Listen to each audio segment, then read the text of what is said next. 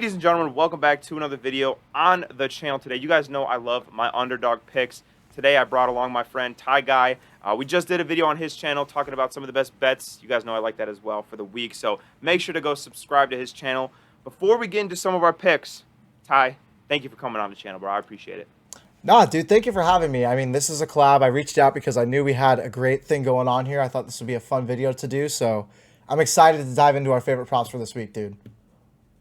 And I know you're big on the underdogs and prize picks, every week, and I see you making a lot of money, and that's exactly what we're trying to do this week. So I am trying to collaborate with you, not only to make a banger video, but also to make some money. So we each have five of our favorite picks, which you guys know on Underdog. If you combine all five, you can multiply your money by 20. So in whatever order you guys want to do this, you're welcome to. But I will start off with my favorite prop, and I know it's one that you agree with because we talked about this beforehand. Justin Jefferson, over 100.5 receiving yards on Sunday against the Los Angeles Chargers. I think this game, we're in agreement here. It's going to be a complete shootout. Kirko has been putting up great numbers this year. I think the Chargers offense is going to be putting up points, which means the Vikings offense is going to be throwing the football. So honestly, I think that this is going to be a great offensive day. I think he's also gone over, I believe, 150 in both of his first two games. Not a lot of reason to think he won't cross the century mark on Sunday. Ty, what are your thoughts on that? I love it. I mean, Justin Jefferson's obviously going to be the main guy for Minnesota. I mean, there's a lot of these props that you could say for this game that could just soar over. This is going to be a high-scoring affair, a shootout on both ends.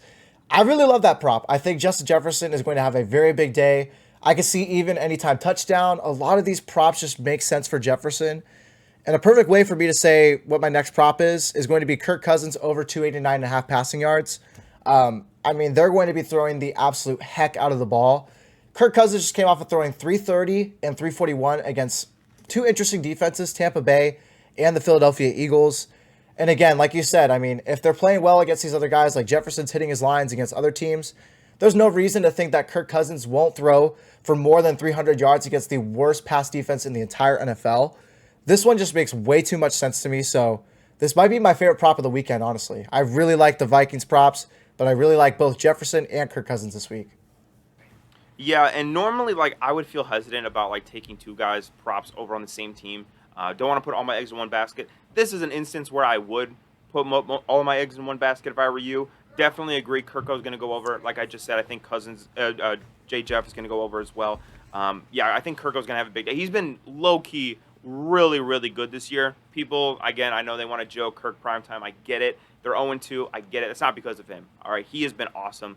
I think over 230. What was it? Over 289, you said? Yeah, and I think it's gotten bumped up to like 294 now, and I honestly still think that's going to be fine too. I mean, I could easily see Kirk throwing for close to 400 this game. I mean, the over-under's at 454 and a half. That's probably going to go over too. That's something we talked about as well. This just makes way too much sense to me to not bet on it. Yeah, not to mention Alexander Madison has been a non-factor, and I know they traded for Cam Akers, but I really doubt he plays this early on. So I like that pick. Another pick that I really like, Tua Tagovailoa of the Miami Dolphins, under 2.5 sacks. Now I will say, Tua has been sacked once this whole year so far, right? Part of that is because I think of the scheme. He gets the ball out quick. He's got quick reads. He's got a quick release. And I think, especially with all the concussions that he dealt with last year, the Dolphins put an emphasis on not getting him hit.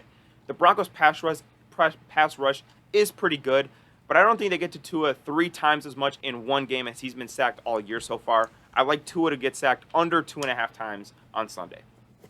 I love it, dude. I love it. I think we got to go with another quarterback here. We're going to go with Baker Mayfield. And you know what? It may be a crazy thing to say that we're betting on Baker Mayfield in 2023, but I think this is a safe one. Over 21.5 pass completions. He's going to be facing the Philadelphia Eagles, and obviously we all know that it's going to be a tough matchup for the Bucs to win this one, but they're going to be playing a lot of behind ball this game. Philly gives up the second most pass attempts per game. They had 45 the first game and 54 the second, and both of these lines hit the first 2 weeks, so I really like this. Minus 135. This just feels very, very free to me. I mean, they're going to be playing a lot of behind football. So I like Baker throwing that ball, and I like him getting 22 at least completions this upcoming Monday. Yeah, and I don't think people are ready to have the conversation that I think the Eagles' defensive backfield is probably the weakness of their team, to be completely honest with you. that interior, defensive line is just unreal. It's just a video. That's like a team you make in Madden franchise mode. Um, and the Buccaneers didn't really have much of a rushing game to begin with, so I think rushing is kind of out of the equation for the Buccaneers on Sunday. But you look at Baker Mayfield, and yeah, he's got two really good receivers, Chris Godwin, Mike Evans, who have been playing good so far this year. I like your prop, and I do think Baker Mayfield goes over, which is an incredible sentence to say out loud now that I'm thinking about it. Dude, you're telling me. I mean, I agree. I was just about to mention, like, Mike Evans and Chris Godwin. Like, you got those two guys that you're able to throw to. That alone speaks volumes of what he's going to be able to do with the passing game. And like you said, I mean, this Philly defense, they look good. They're playing some good football, but they haven't looked as dominant as they usually do. And I think, this could show in a game like this, but regardless, he's going to be throwing the ball a ton. I could see at least 40 attempts here. At 21 and a half completions, man, he's got to complete it 50% of the time. I mean, I think this is a realistic prop to hit today. Yeah, I agree. Staying in the NFC South for a second and staying with the overs again, Bijan Robinson over 69 and a half rushing yards. I really like it. He eclipsed the 100, felt like 1,000 against the Packers, 100-yard mark last week against Green Bay. And, yeah, he is running that damn ball. I mean, he looks really, really good. I understand that there's going to be, a ball carrier disparity between him and Tyler Algier. But honestly, I don't care. I think Bijan Robinson over 69 and a half yards against a banged-up Lions defense, missing James Houston, missing C.J. Gardner-Johnson. I think that this is going to be a really, really good game for Bijan. And we know Arthur Smith wants to run the ball. And we know that he's going to want to keep the Lions offense off the field. And how do you do that? You kill the clock by running the ball. So Bijan Robinson, look for him to go over 69 and a half rushing yards on Sunday against the Lions. Dude, I've bet on Bijan the first 2 weeks. And the first one I did was, I believe I did his rushing yards week 1. He didn't hit that one, but then I did his receiving yards against Green Bay. That one did hit. I'm going to go look towards another Falcon, and I'm going to look at Drake London over 49 and a half receiving yards. Now, I do know this line since has been bumped. I did put this in, I want to say Thursday. But regardless, I think this line has a really good chance to hit. C.J. Gardner-Johnson is not going to be playing in this one. This is a game that Atlanta really could drive ahead and take advantage over that division. They're playing a tough Detroit team, but you know what? I think they're going to be going back and forth in a lot of these games. We really haven't seen anybody get the ball other than Drake London. He's coming off of a 60-yard game, 6 receptions against Green Bay. And I also want to say he scored a touchdown. So that alone, I think, shows how much he's going to be involved in this offense. You can't go wrong with Bijan or Drake London. I just thought the line was a little too low. So I'm going to be taking Drake London over 49.5 receiving yards. Yeah, I thought it was kind of concerning week 1 when he really was not a contributor on the Falcons. But I think last week they kind of course-corrected a little bit. They were able to get him the ball. I would still like to see Kyle Pitts more involved as well. Obviously, I'm still a member of the Kyle Pitts fan club. But Drake London, I think over, you said 49.5, over 49.5 yards, I think is going to be really solid for you. Another receiver whose props I have over on, this is a guy I have been talking about him ad nauseum all offseason, all regular season so far. Had a bad week. Statistically speaking last week, but his kind of whole team was kind of sputtering a little bit. Calvin Ridley, I'm going to take over 70 and a half receiving yards. Truthfully, I think that him and Trevor Lawrence are going to get back on track. They kind of struggled against the Chiefs last week, didn't even put up double-digit points. I understand, but they're going up against a bad Texans team. They're playing the Texans, who will be without starting corner Derek Stingley, and like I said, the connection between him and Trevor Lawrence looked really, really good in week 1. I am banking on that being the case again in week 3 against a bad Texans defense. Give me Calvin Ridley over 70 and a half total yards. You might be as big of a Calvin Ridley truther as I am. I love Calvin Ridley. I thought going into the season, he was a guy I tried to get in all my fantasy drafts. So I totally love the prop. The only thing that worries me is a little bit of blowout, but if he's going to be in a blowout game, he's probably going to be the reason they're blowing the Houston Texans out. So I really like that prop. Another receiver I'm going to look at here, Zay Flowers, a rookie, over 48.5 receiving yards. I know this one also has been bumped to 52.5. I still feel comfortable with that. They're playing the Indianapolis Colts, and I don't want to jinx it here, but every single receiver that has faced the Colts so far has gone, that's at least a wide receiver 2, has gone over this line. So it looks like a pretty safe thing. I think regardless, looking at this game, they lost J.K. Dobbins earlier in the season. They're not going to be running the football as much. Gus Edwards, I do think that Colts defense is stronger on the running side of the game. So I will be looking for that, and I will be looking for Lamar to throw the football. I think Zay Flowers is a guy that he's been looking at a lot this season. He easily has eclipsed this line for 2 games so far. And you know what? This is a game where I think that we could really see the power of this Ravens offense that hasn't really been displayed yet. I know they played the Bengals, they had a decent game, but I didn't feel like they put all the pieces together. And I really think against this Colts team, Zay Flowers is going to be the main beneficiary out of it. So I like this prop a lot. Yeah, and I think I really like Zay Flowers in his receiving yards totals ever since I've seen this Ravens offense and what it can be. You know, we heard all this talk in the offseason about, oh, Todd Monken's new offense, the vertical down, if they're going to throw the ball. And, you know, I was kind of skeptical at first a little bit, but I've seen it, and I've seen what Zay Flowers is able to do even after the catch. You know, just his yak ability, his athleticism, his elusiveness. I love it.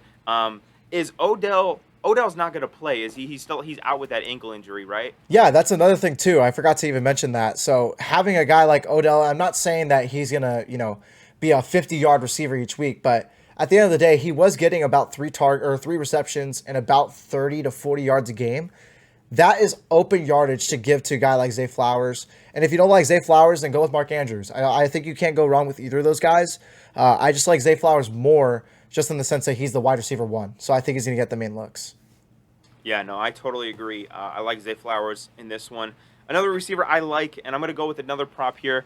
George Pickens. I like him to go over 7.5 targets in this game. Now, the reason I did targets and not receptions is because targets don't care if you catch the ball or if the ball is thrown particularly accurately, which I still have my opinions on Kenny Pickett, obviously. But with Deontay Johnson still out, he's on injured reserve for the Steelers. The Steelers need to muster some offense. And I think if you're Matt Canada, well, first of all, you should have resigned last year. But if you're Matt Canada, I think the game plan should be George Pickens. He had your biggest spark play on offense against the Browns on Monday. And honestly, I think he's the offense's best player. So if you don't involve him early and often, I don't know what you're doing. I really think they're going to try to get him the ball against a bad Raiders defense. And again, I don't know if he catches, 6 or 7 passes, but I do think he definitely gets over 7.5 targets. That's another one I like. I mean, George Pickens, I was even looking at his receiving yards. We saw him break out that big play against Cleveland, so that was a big one for them. This one's a fun one. And you know what? People might not like this because I'm betting on a kicker, but I'm going to do it either way. Dustin Hopkins, over 1.5 field goals made. Yeah, we're looking at the Cleveland kicker, and I say that because when I saw this prop, it was minus 190 on the books to hit. That alone shows the intense value that it has. And also, the Titans have allowed this to hit the first 2 games. And we're looking at a Cleveland offense that really hasn't put it all together. They just lost Nick Chubb, so that's going to be a really tough loss for them. Amari Cooper is going to be a guy that can help them get in the red zone, but I don't know if they could fully capitalize off of it. I don't know if they're going to be able to punch it in. They look pretty good, the Titans defense, in the red zone. So, you know what? I think this prop is pretty safe, considering the fact that they really need a chance to get some points on the board, and they can't afford to lose this game against Tennessee. I mean, this is a tough division they're in, so I like this prop. Dustin Hopkins, over 1.5 field goals made. No, I like it. And another thing that I really like, you mentioned the Titans defense being good, like that. They're really good in the red zone, which is obviously beneficial for a kicker over prop. I like defensive-minded head coaches to keep teams out of the end zone. I know maybe that's a weird thing with me, but I think Mike Vrabel, his main message, the core of who he is as a coach, physical, disciplined, defensive football team. And I think especially without Nick Chubb and a Amari Cooper, who I'm guessing is still not at 100% with that groin, although he looked pretty good on Monday. A short week, bad groin. I'm going to take – I like that. I think that that's a good prop. And, again, people want to disregard kickers, man. I mean, they don't care about the kickers or the punters. Special teamers are football players too, man. And if you said minus 190 on the books, that tells you that the books think that it's pretty likely. So I like your thought process. I like that you're giving love to the special teamers. Ty, I have no complaints with that pick. I really like it, man. Yeah, my main thing is looking at what the odds have. I mean, we said it before I think we even started recording. Vegas knows everything, and there's a reason that these odds are as high as they are. Unfortunately, I was a guy that took Isaiah Hodgins for Thursday Night Football, and those odds were in my favor, and guess what? It still didn't hit, but that's the gamble they have to take. That's why it's called sports betting. That's why it's called gambling. So, you know what? I'm going to be taking these lines regardless, and I think Hopkins is one of my favorite props this week. Again, I really talked about how much I love Minnesota.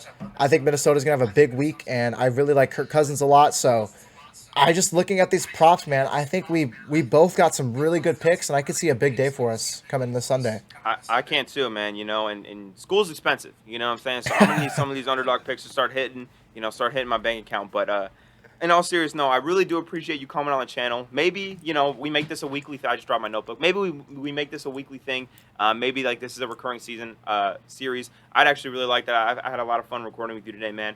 And I like your thought process on some of these underdog picks. So I think they call you the best in the business for a reason. So I've seen it now. But no, I appreciate you coming on, making a few videos with me. Had a lot of fun, and I'll let you say one more word, and then I'll kind of bounce us out of here. Yeah, dude, I appreciate us doing this. Like you said, I think a weekly thing would be awesome. Let us know if you guys want to see that, because I think that'd be something that we could do Yep. going forward. But yeah, I just want to say thank you for having me on the channel. I think this is a cool thing that we got going here. So I was excited, and I'm honored to be a part of the channel, dude. I'm excited.